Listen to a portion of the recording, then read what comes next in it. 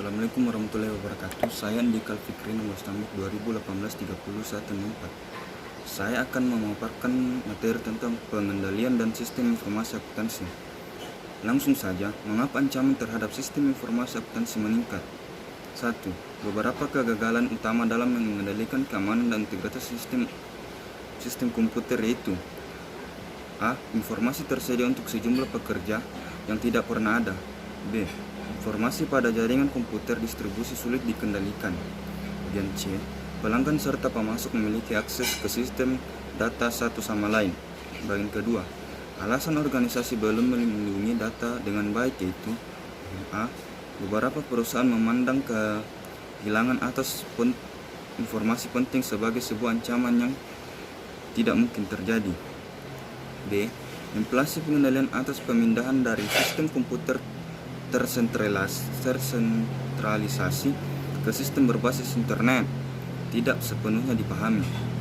C. Banyak perusahaan tidak menyadari bahwa informasi adalah sebuah sumber daya strategi dan melindungi informasi menjadi sebuah ketentuan strategis. Bagian D. Produktivitas dan penekanan biaya motivasi manajemen untuk mengendalikan ukuran-ukuran pengendalian yang memakan waktu. Ikhtisar konsep pengendalian.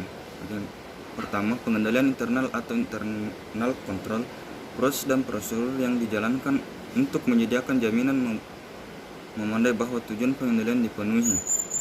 Pengendalian internal menjalankan 3 fungsi penting sebagai berikut. Pengendalian preventif atau preventive control, pengendalian yang mencegah masalah sebelum timbul. Contoh, merekrut personal berkualifikasi, mengisahkan tugas pegawai, dan mengendalikan akses fisik atas aset dan informasi. 2. Pengendalian defektif atau defective control, pengendalian yang didesain untuk menemukan masalah pengendalian yang tidak terelakkan. Contoh, menduplikasi pengecekan kualifikasi dan menyiapkan rekonsiliasi bank serta meneraca saldo tahunan. 3.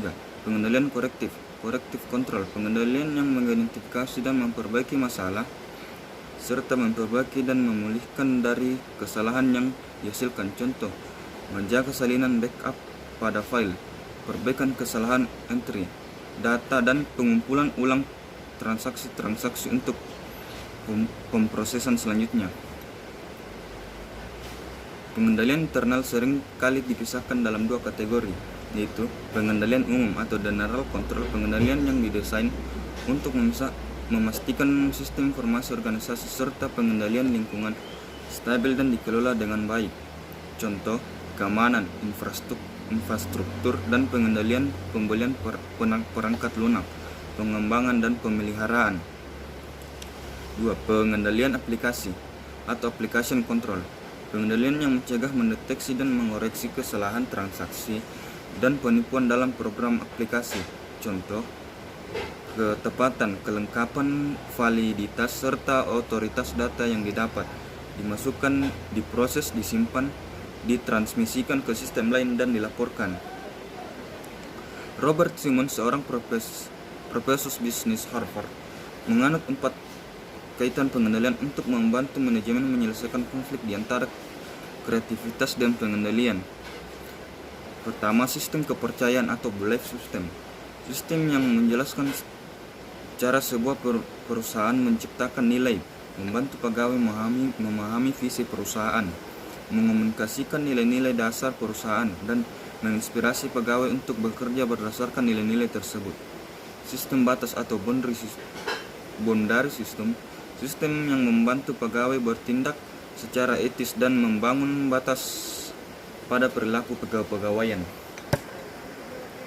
3. Pengendalian atau sistem pengendalian diagnostik, sistem yang mengukur, mengawasi, dan membandingkan perkembangan perusahaan aktual dengan anggaran dan tujuan kinerja.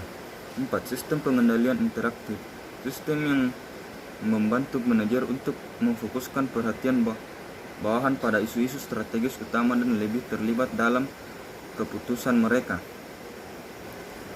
Praktik korupsi asing dan Sarbanes-Oxley Acts,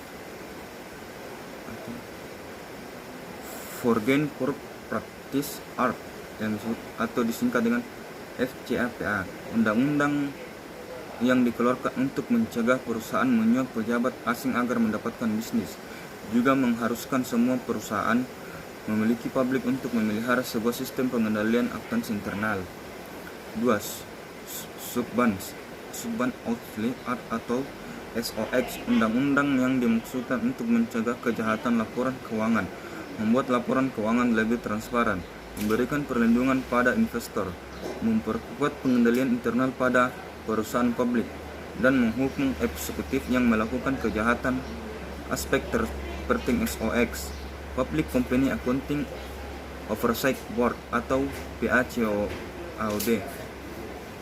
Dewan yang dibuat oleh SOX yang mengatur profesi pengauditan dibuat sebagai bagian dari SOX, yaitu aturan-aturan baru pada para auditor, peran baru bagi komite audit, aturan baru bagi manajemen, ketentuan baru pengendalian internal. Kerangka pengendalian, kerangka COVID. Yang pertama, Control Objective for Information and Related Technology, sebuah kerangka keamanan dan pengendalian yang memungkinkan manajemen untuk membuat tolak ukur praktik-praktik keamanan dan pengendalian lingkungan. 2. Para pengguna layanan TI dijamin dengan adanya keamanan dan pengendalian yang memadai. 3. Para auditor memperkuat opini pengendalian internal dan pertimbangan masalah keamanan dan pengendalian yang dilakukan. Pertama, 5 prinsip utama tata kelola dan manajemen.